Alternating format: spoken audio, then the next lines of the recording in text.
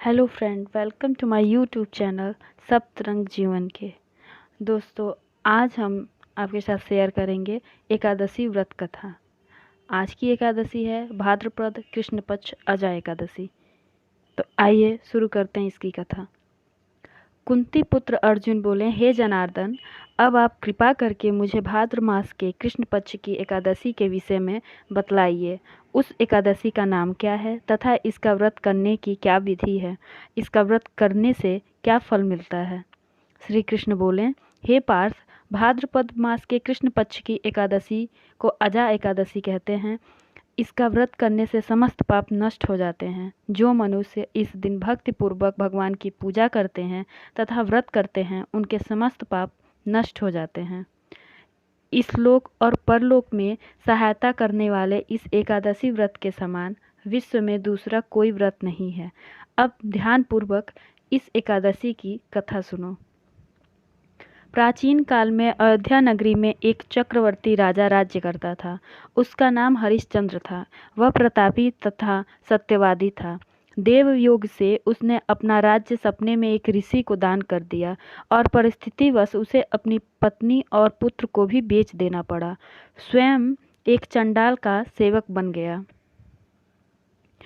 उसने उस चंडाल के यहाँ कफन लेने का काम किया, परंतु उसने इस आपत्ति के काम में भी सत्य को ना छोड़ा।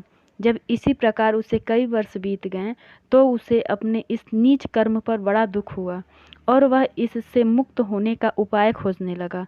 वह सदैव इस चिंता में रहने लगा कि मैं क्या करूं, किस प्रकार इस नीच कर्म से मुक्ति पाऊं।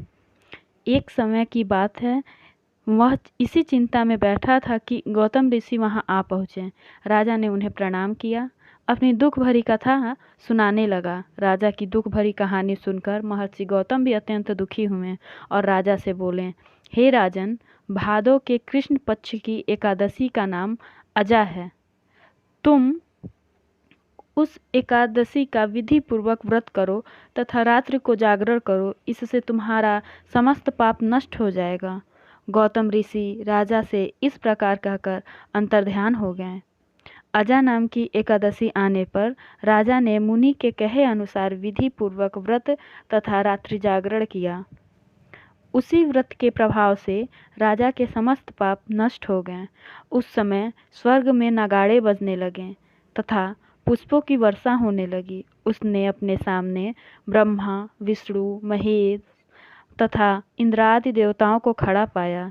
उसने अपने मृतक पुत्र को जीवित तथा स्त्री को वस्त्र तथा आभूषण से युक्त देखा। व्रत के प्रभाव से उसको पुनः राज्य मिला।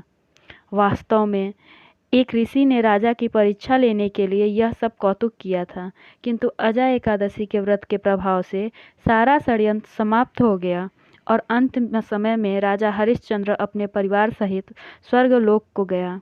हे राजन, यह सब अजा एकादशी के व्रत का प्रभाव था।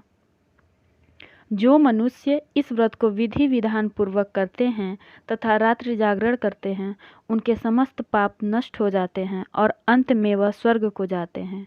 इस एकादशी की कथा के श्रवण मात्र से ही अश्वमेध यज्ञ का फल मिलता है। कथा सार: प्राणी को ईश्वर के प्रति पूरी निष्ठा रखनी चाहिए। कठिन परिस्थितियों में भी जो सत्य का मार्ग नहीं छोड़ते हैं, वही स्वर्ग के अधिकारी होते हैं। सत्य की परीक्षा कठिन परिस्थितियों में ही होती है, अतः ईश्वर पर पूर्ण विश्वास रखते हुए सत्य का पालन करना चाहिए। तो दोस्तों, आज मैंने प्रस्तुत की एकादशी व्रत कथा, आशा करती हूँ आप सभी को पसंद आया होगा। प्लीज़ अगर पसंद आया तो like, share and subscribe my channel और कमेंट ज़रूर करिएगा। Thank you for watching my video on my YouTube channel. Keep smiling. और मेरी और भी वीडियो के लिए बने रहिए मेरे चैनल सप्तरंग जीवन के साथ। Thank you.